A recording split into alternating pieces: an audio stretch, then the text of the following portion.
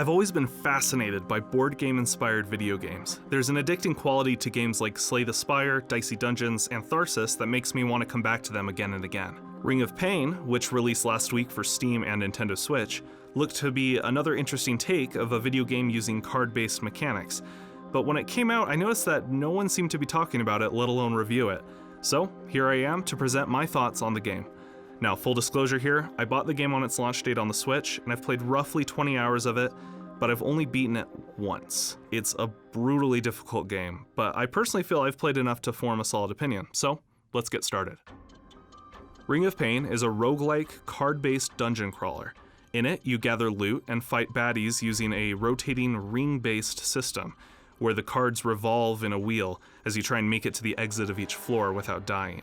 As far as the gameplay is concerned, the basic actions you can take are interacting with a card, which means attacking it if it's an enemy, picking it up if it's loot, drinking it if it's a potion, etc., or rotating the wheel, which may let the enemy cards you pass score a free hit on you unless your stealth stat is high enough. Speaking of stats, there's the basics, attack, defense, and speed, as well as a crit percentage, stealth, and clarity, which is a weird one that incorporates health gain, currency gain, and resistance to cursed potions. I find it a little odd that they call this one Clarity, and I probably would have preferred separate stats for the ones that it covers. But overall, I'm a big fan of everything being kept simple, as it makes it easy to make decisions when it comes to combat and what items fit your build best. And that kind of brings us to what's the most fun part of this game, in my opinion: the loot. As you delve deeper into the dungeon, you'll find lots of different items that grant you passive powers and stat boosts. Just like the relics in Slay the Spire, I found these to be really satisfying to pick up, and they're pretty crucial to your strategy as they affect what kind of build you make as you go. Depending on what you get early on, you might end up specializing in poison damage, or create a build that's really high on health and defense, and is built around trying to sneak past enemies and withstand incoming damage. My favorite types of items were the ones that let you freeze your enemies, making them immobile and unable to attack. There's plenty of variety to spice up the combat, even if the basic actions that you take never change.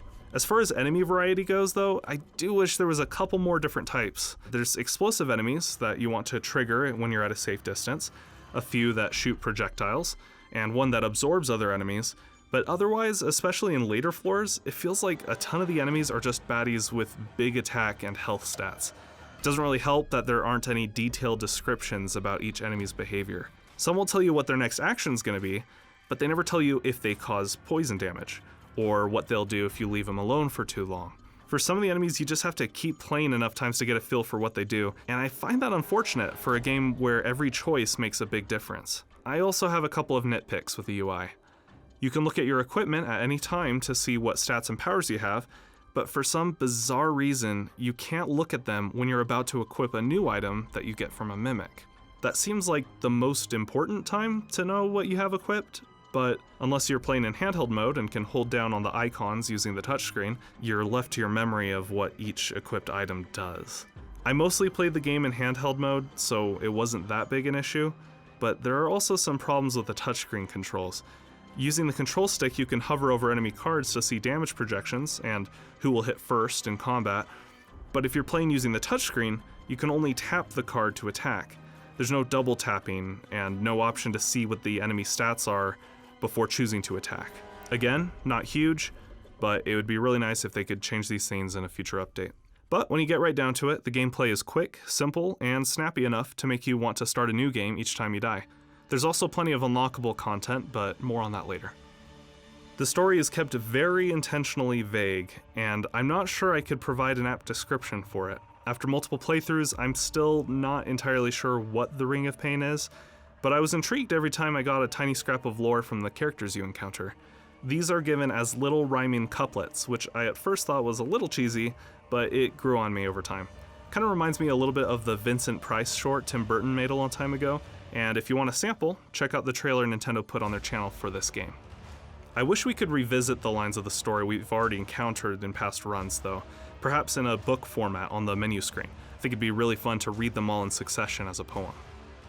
I'm honestly really surprised they got away with an E10 rating for this game. There's no animated blood, but the art of some of these enemies is downright grotesque.